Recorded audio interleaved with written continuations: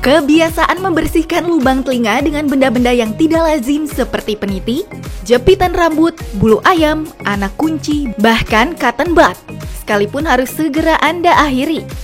Lubang telinga adalah bagian tubuh yang sangat sensitif dan mudah cedera. Jangan sampai terjadi infeksi pada telinga Anda. Dr. Hamidah, spesialis THTKL, akan menjelaskan tentang apa itu infeksi pada telinga dan penyebabnya yang harus Anda pahami. Yuk kita simak. Sekarang kita langsung periksa yuk.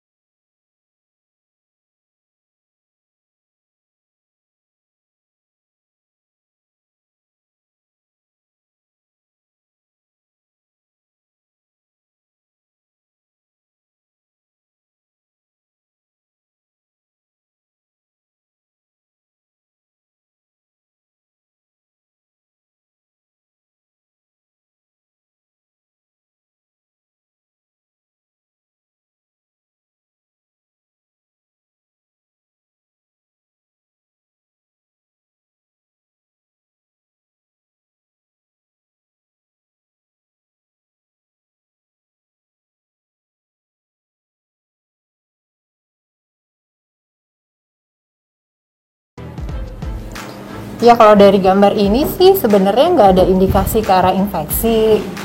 Jadi kan kalau telinga itu seperti corong ya, jalan buntu, ujungnya gendang telinga. Ini sih gendang telinganya masih tidak ada tanda-tanda infeksi, lubang telinganya juga oke, nggak ada kotoran gitu, jadi tidak ada kecurigaan ke arah infeksinya. Gitu. Terima kasih. Boleh tunggu di luar dulu ya. Oke.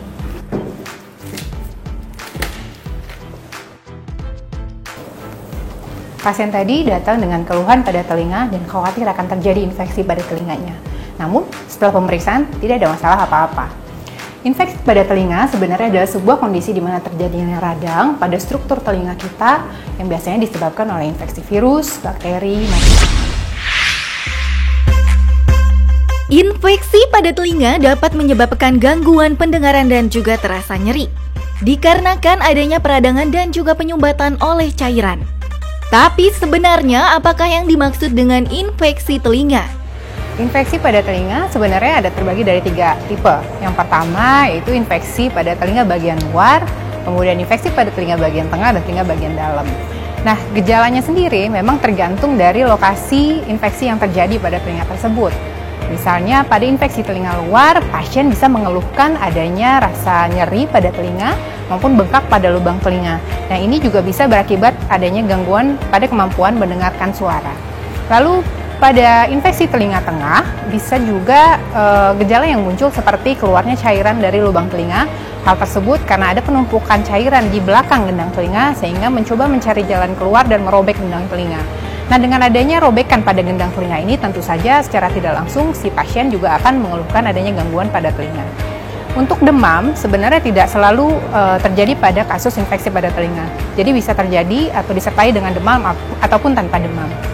Kemudian gejala lain adalah apabila infeksi tersebut melibatkan telinga bagian dalam, maka dapat memberikan keluhan seperti mual, muntah, pusing atau rasa vertigo, dan juga adanya keluhan dengung ataupun denging pada telinga.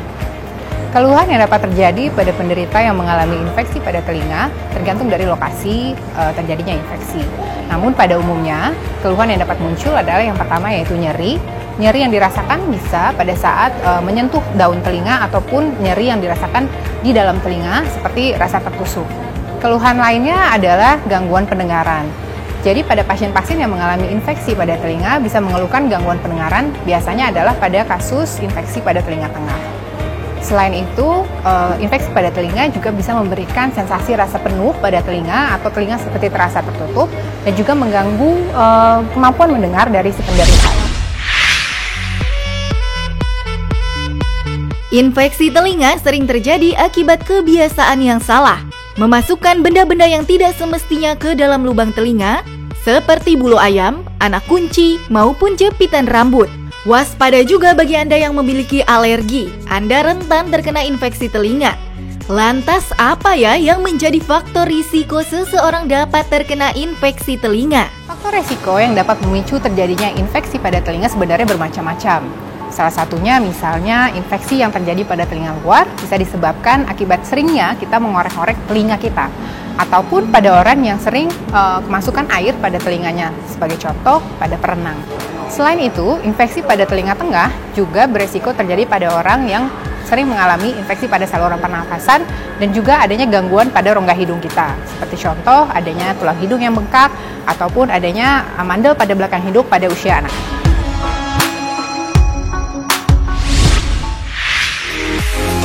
Jika infeksi pada telinga tidak segera ditangani dengan tepat, dapat menyebabkan gangguan kesehatan yang serius. Lalu bagaimana ya agar telinga tetap sehat dan bagaimana cara membersihkannya? Simak tips berikut ini.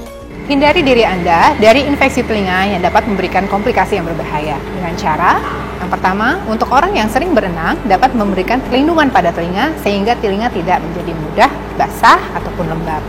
Yang kedua, jangan memasukkan benda apapun ke dalam telinga termasuk cotton bud atau alat apapun yang untuk membersihkan telinga Anda. Dan yang ketiga adalah periksakan diri Anda secara rutin ke dokter THT sekali 6 bulan dan apabila Anda memiliki keluhan-keluhan terhadap telinga Anda. Saya Dr. Hamidah, dokter spesialis THT KL, selalu jaga kesehatan telinga Anda.